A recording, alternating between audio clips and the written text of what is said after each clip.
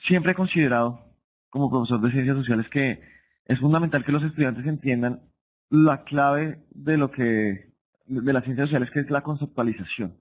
Los conceptos son fundamentales, es decir, si yo no sé los conceptos, quizás yo pueda hacer alguna apreciación sobre alguna temática, pero de pronto la rigurosidad no sea muy alta. Quizá podría ser mucho más acertado si yo conozco juiciosamente la palabra que estoy diciendo. Es decir, si yo digo cultura y no tengo ni idea qué es cultura, pues sencillamente estoy patinando, no estoy diciendo algo muy claro. Entonces, cuando hablamos de antropología hablamos de cultura, y cuando hablamos de cultura, lo que hablamos básicamente es de los significados que les damos los seres humanos a las cosas que nos rodean y a las cosas que construimos. Es decir, el lenguaje es fundamental en los estudios culturales y en los estudios, pues obviamente entonces, antropológicos. El lenguaje, ¿por qué será fundamental? Será fundamental porque en última será el que le dará sentido a las cosas. Pongo un ejemplo. Si a mí me hacen este gesto, que espero que todos lo estén viendo, ¿cierto? Que es un gesto de pulgar arriba, seguramente lo entenderemos. Y entenderemos que es una situación de aprobación, pero quizá en otros espacios eh, que no conocemos, esa situación pueda ser un poco diferente y quizá, ¿por qué no podría llegar a ser insultante? Eh, por qué pongo este ejemplo? Porque voy a poner uno diferente, que es el ejemplo de hacer como una B de Victoria, ¿cierto? Que en países de Europa como Bélgica, por ejemplo, resulta ofensivo, porque es como cuando usted hace una pistola, ¿cierto? Como cuando usted saca el dedo del medio y se lo muestra a los demás.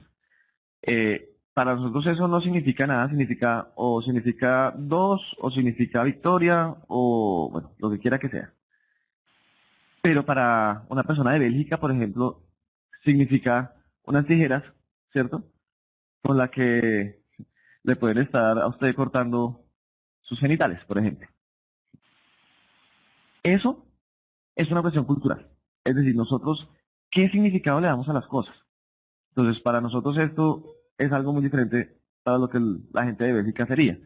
Entonces, un antropólogo estudiará justamente ese tipo de cosas. Qué es lo que entendemos por cada cosa con la que convivimos? Si usted ve una flecha, ¿cierto? En en la calle, y usted va en un carro, seguramente usted empezará a entender que lo que sucede es que si usted va en el carro debe ir solamente en ese sentido, ¿cierto? Pero si alguna persona se aproximara desde otra cultura y no conoce ese significado, esa persona podrá embolatarse totalmente y pensará, quizás si fuera cazador de alguna comunidad, digamos, primitiva, que ese es un espacio para cazar, entonces es el lugar perfecto para sacar una flecha, ¿cierto? Y entonces sacará su arco y su flecha y empezará a lanzarle flechas al primer transeúnte que encuentre. Y uno dirá, pues esto es una cosa exagerada. Puede sonar exagerada, pero pues sencillamente es otro cuento muy ajeno a nosotros. Eh, lo que, lo que se me ocurre a mí, por ejemplo, es pensar en significados que nosotros creemos que son obvios, ¿cierto? Pero con los que tenemos que tener cuidado. Es decir, en la antropología se puede caer en un error y es, o bueno, mejor, en dos errores que son fundamentales en los que se puede caer en la antropología. El primero es el etnocentrismo. El etnocentrismo es el hecho de considerar que mi explicación es la acertada fundamentalmente por el hecho de que yo estoy en la cultura más desarrollada.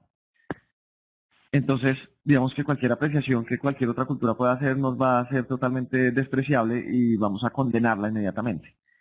Ese es un error con el que no se puede, digamos en el que el antropólogo no puede caer mejor. Y el otro error también es el relativismo, que básicamente consiste en el hecho de considerar que como todo es válido, entonces nosotros no vamos a condenar absolutamente nada. Pongo ejemplos de eso. A nosotros nos resulta quizá normal, aunque no deja de ser pues, difícil y doloroso, y llámelo como usted quiera, que a la muerte a una persona o la cremen o la entierren, ¿cierto? Entonces abren un hueco en la tierra, esa persona pues, resulta depositada en este terreno. Pero resulta que hay una comunidad en África, por ejemplo, y esta comunidad considera que la mejor forma de expresarle el amor a esa persona que ha fallecido y que es mi ser querido, la mejor forma de expresar ese amor es comiéndosela. Entonces esta gente coge el cuerpo del difunto y se lo come. Se lo come tal cual como cuando usted se come su desayuno.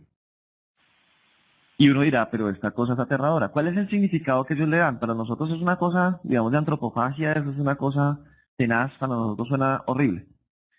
Pero ellos lo que consideran básicamente es que, por ejemplo, si yo dejo a mi ser querido enterrado, mi ser querido se va a quedar solito, pobrecito, no va a tener quien lo acompañe, va a tener que aguantar frío, quizá vengan y lo violenten cuando pasen por encima suyo, ¿cierto? Caminando sobre la tumba, o peor aún porque lo van a someter al fuego para la cremación, en fin, un montón de cosas que ellos dimensionan. Entonces dicen, para no tener ese inconveniente y no, digamos que no dejar en una situación de vulnerabilidad a mi ser querido, entonces pues lo mejor es llevármelo conmigo y me lo llevo conmigo comiéndome.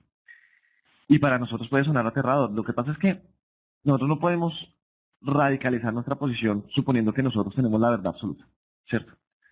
Ellos tendrán sus explicaciones y resultan, pues, interesantes. Digamos que alguna persona podrá pensar, esto es totalmente fuerte, digamos que es bastante violento. Sin embargo, alguna persona podría decir que no pretendo herir susceptibilidades porque de ninguna forma lo quiero hacer. Sencillamente es una pregunta que un antropólogo se puede hacer.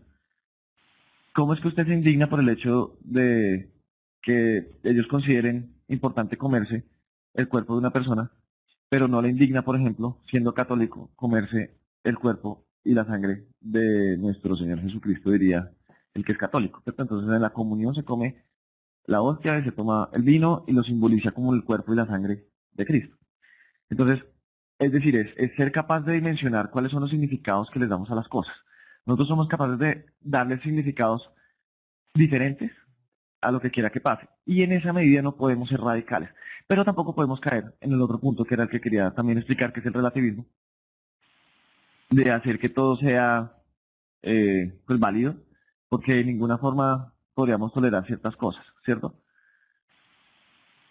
Para algunos es conocido que algunas comunidades en el mundo aplican pues digamos que una especie de cirugía, una suerte de cirugía a las mujeres que se llama la ablación y básicamente consiste en cercenar el clítoris de la mujer. eh, y algunos antropólogos que caen en el relativismo dirán, pero pues lo que pasa es que es una cuestión cultural, nosotros no podemos juzgarlos porque es la forma en que ellos construyen su cultura. Bueno, en esos casos sí digamos que hay una discusión muy fuerte entre los antropólogos porque está también la necesidad de condenar cosas que ni siquiera con el argumento de ser elementos culturales deberían ser contemplados. Es decir, estas situaciones son muy fuertes o situaciones en las que la mujer en algunos países que profesan la religión islámica terminan siendo asesinadas a piedra por el hecho de haber sido infieles, por ejemplo.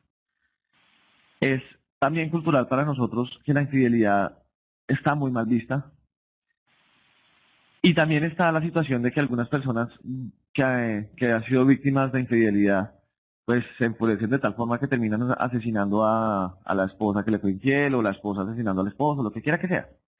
Pero eso para nosotros es un delito y consideraría uno que no es acertado, digamos, que violentar de tal forma a la persona que fue infiel. En estos países, por ejemplo, es totalmente válido asesinar a la mujer a punta de piedra, ¿cierto?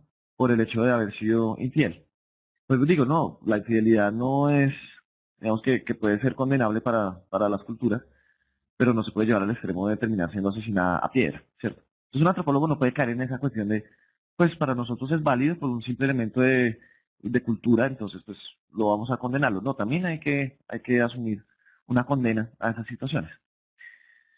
Eso, digamos que es parte de los estudios antropológicos. El antropólogo entonces mirará la cultura en toda su dimensión y la cultura básicamente también tiene que ver entonces con los símbolos y con los lenguajes porque de alguna forma le damos significados a las cosas, aunque pues después ustedes verán ahí en la presentación que la lingüística también digamos que lo analiza mucho más profundo, pero también estudia, digamos, creencias, tradiciones, estudia el folclore, bueno, estudia un montón de elementos que son supremamente interesantes.